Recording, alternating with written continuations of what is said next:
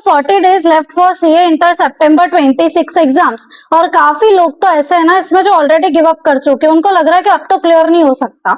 और जिसको ऐसा लग रहा है वो डेफिनेटली भले ही कर भी पाएगा ना तो भी वो क्लियर नहीं कर सकेगा, क्योंकि उसके दिमाग में इतनी नेगेटिविटी है। वो जब भी पढ़ाई करेगा उसके हमेशा एक थॉट पीछे रहेगा बैकअप में कि अरे मुझसे तो नहीं हो पाएगा, क्या पता मैं कर पाऊंगा नहीं कर पाऊंगा। वो 10 बार प्लान्स को चेंज करेगा और अगर वो कर भी पा रहा होगा ना तो भी वो गिव अप करके वहां पर ही उसका खेल खत्म हो जाएगा। लेकिन आज मेरी बात हो रही है ऐसे स्टूडेंट से जिनको अगर मन में 1% भी भरोसा है ना कि यार अपन क्लियर कर सकते हैं, चाहे टाइम कम हो लेकिन मेरी प्रिपरेशन 0 पर नहीं है। ऐसा आप सबको मालूम है, भले आपकी प्रिपरेशन बहुत ज्यादा नहीं हुई है लेकिन अपन एटलीस्ट 0 पर तो नहीं है। या तो पहले का पढ़ा हुआ या तो अभी हमने अटेम्प्ट के बाद भी थोड़ा थोड़ा करके कुछ तो पढ़ा है, लेकिन हमको बस डर उस मेन एक ही सब्जेक्ट का है या किसी एक चीज का ऐसा डर है ना कि जिसकी वजह से हमको डाउट हो रहा है कि अब हम एग्जाम क्लियर कर पाएंगे या नहीं। और मेजोरिटी स्टूडेंट्स अगर ग्रुप 1 दे रहे हैं तो उनको टेक्स्ट का डर है, और जो ग्रुप 2 दे रहा है उनको ऑडिट का डर है।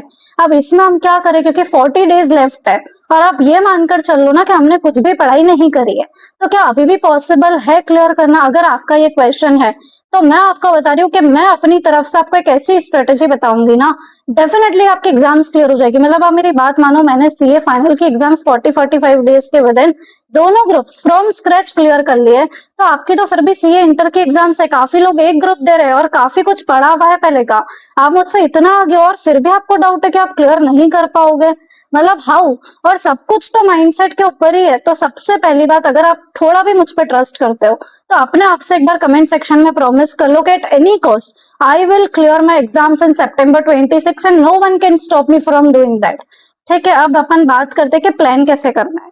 देखो मेजोरिटी लोग अभी ये गलती कर रहे हैं ना, वो स्टार्ट करते हैं अपने कंफर्टिंग सब्जेक्ट के साथ। क्यों? क्योंकि उन्होंने काफी टाइम से ऐसा सब्जेक्ट उठा हुआ है जो उनका वीक था, जिसमें वो पढ़ ही नहीं पाए, तो उनको लग रहा है कि हमारा फ्लो सेट नहीं हो रहा है ना पढ़ाई का, इसलिए हम वही जो सब्जेक्ट हमको ऑलरेडी आता है जैसे कि अकाउंट्स हो गया, लॉ हो गया, वो उसी से वापस स्टार्ट करें अपनी प्रिपरेशन।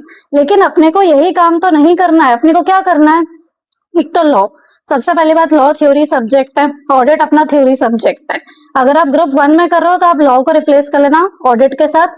जब भी मैं लॉ बोल रही हूँ, अगर आप ग्रुप 2 कर रहे हो तो फिर कॉस्ट की और अकाउंट्स को, इन दोनों को एक जैसा कंसिडर करना। और जब मैं टैक्स की बात कर रही हूँ तो आप एफएमएसएम का समझना। डन? तो अब लॉ अपने को डेली करना है, डेली बेसिस पे 3 to 4 आवर्स हम लॉ करने वाले हैं। पर मैम अब बात ये आती है कि हम कैसे मैनेज करेंगे, हमको क्या करना है एक दिन में।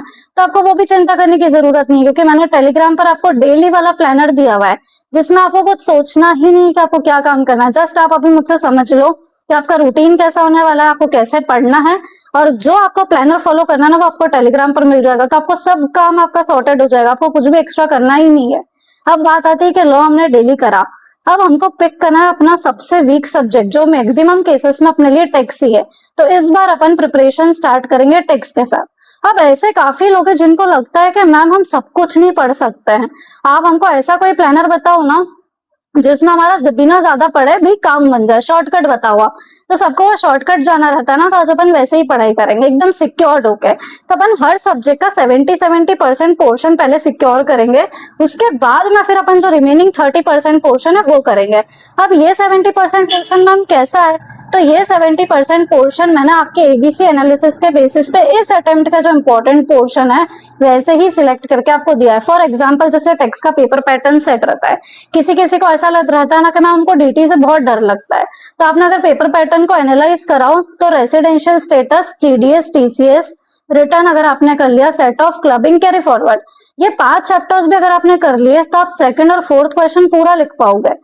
थर्ड क्वेश्चन में आता है हेड्स वाला chapter, like capital gain, salary, IFOS, HP, ये सब थर्ड क्वेश्चन में आता है। एक क्वेश्चन अपन एग्जाम में स्किप कर सकते हैं, सही है? तो अगर अपन थर्ड क्वेश्चन को स्किप कर दें, फिर बचता है फर्स्ट क्वेश्चन जिसमें टोटल इनकम का रहता है और मेजोरिटी पार्ट उसका पीजीबीपी से आता है। तो अगर अपन पीजीबीपी, आईएफओएस और एचपी ये छोटा वाले चैप्टर्स और कर ले तो ये अपना 70% पोर्शन बन गया, राइट? इसमें अपन ने कैपिटल गेन और सैलरी नहीं करा, स्टिल अपना 70% करके 100 मार्क का पेपर अपन अटेम्प्ट कर पाएंगे, मतलब टेक्स्ट तो पूरा कवर हो गया ना।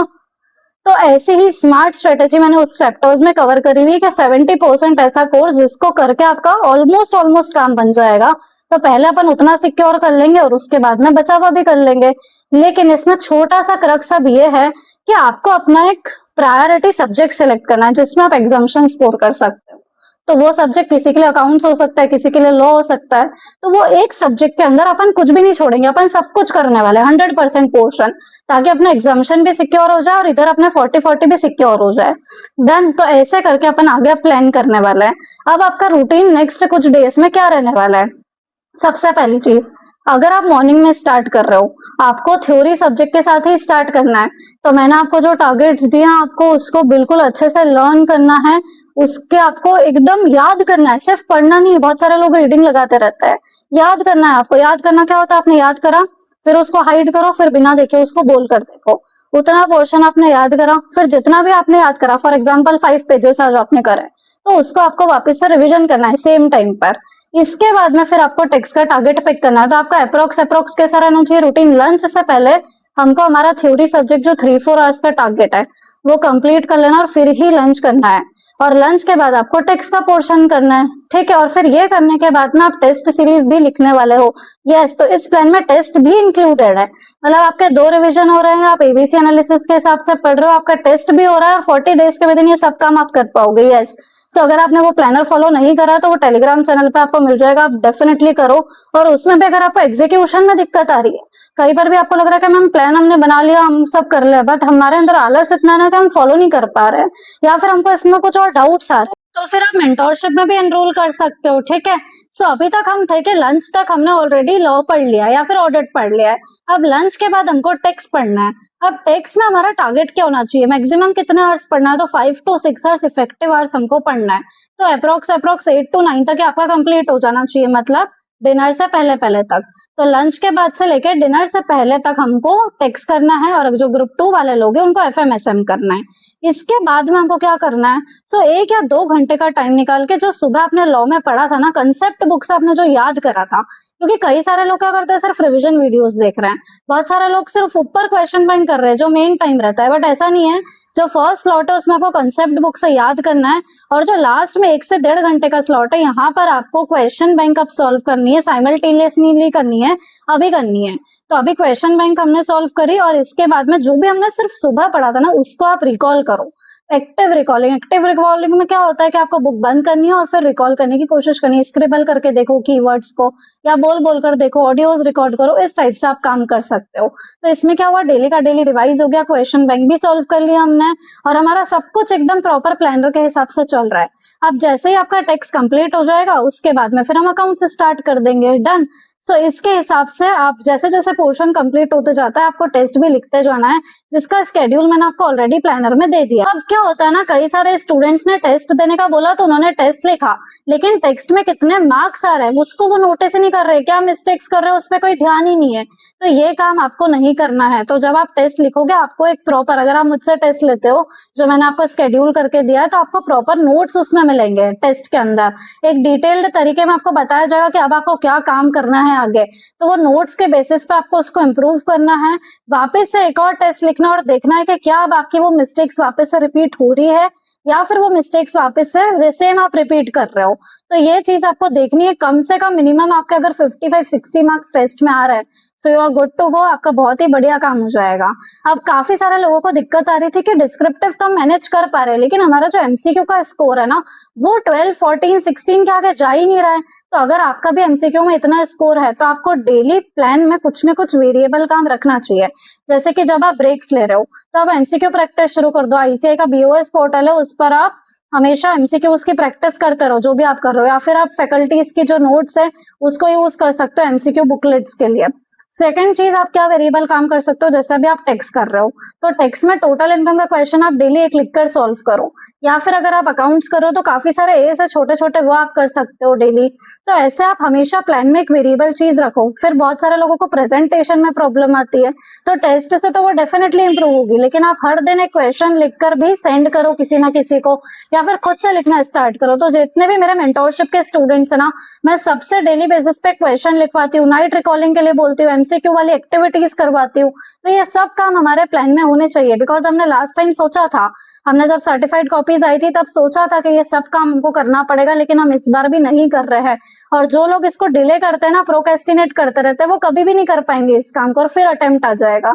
तो ये आपको डेली प्लानर में ही इंक्लूड करना पड़ेगा, इसके लिए आपको कोई एक्स्ट्रा डेज नहीं मिलने वाले हैं। डन। एक और चीज का आप ध्यान रखना कि अगर आपका पेपर पूरा अटेम्प्ट नहीं होता है ना, तो वो एकदम आउट ऑफ अ सडन या फिर सिर्फ 1 2 3 टेस्ट लिखने से वो पेपर इंप्रूव नहीं हो जाएगी आपकी स्पीड। तो आप क्या करो, जो भी आप क्वेश्चन सॉल्व कर रहे हो उसको टाइमर लगा के सॉल्व करो। 10 15 मिनट्स का टाइमर लगा लो और देखो कि आप कितना लिख पा रहे हो। प्रॉपर प्रेजेंटेशन लिख लिख कर देखो कि आपके आंसर में कीवर्ड्स प्रॉपर है, आप लैंग्वेज प्रॉपर लिख पा रहे हो, आपका सजेस्टेड आंसर से आंसर कितना मैच कर रहा है, तो ये चीज एकदम बराबर हो जाएगी। ठीक है, इसके बाद भी प्लान फॉलो करते करते हो सकता है कि आपको बीच में कुछ डाउट्स आने लग जाए, आप कहीं पर ऑफ ट्रैक हो जाओ, कुछ भी हो जाओ, तो आप मुझसे कनेक्ट कर सकते हो डेफिनेटली। लेकिन गिव अप नहीं करना है, कुछ भी हो जाए कुछ भी, आप इस अटेम्प्ट में मैं बता रही हूँ फॉर श्योर क्लियर कर सकते हो, आपको कोई भी नहीं रोक सकता है। जस्ट अपना मोटिवेशन डाउन मत करना, ये सब चीजें होती रहती है, कुछ डेज अच्छे रहेंगे कुछ नहीं रहेंगे, वापस से नेक्स्ट डे बाउंस बैक करना। हर दिन प्लान ऊपर नीचे चलता रहेगा, बट आपको गिव अप नहीं करना है। Just remember this one thing, you deserve to clear this attempt और आप कर लोगे, बस इतना विश्वास खुद पर रखना है। ठीक है, आज की वीडियो अगर आपको पसंद आई हो तो वीडियो को लाइक करना ना भूले, चैनल को सब्सक्राइब करना ना भूले। So thank you so much for watching.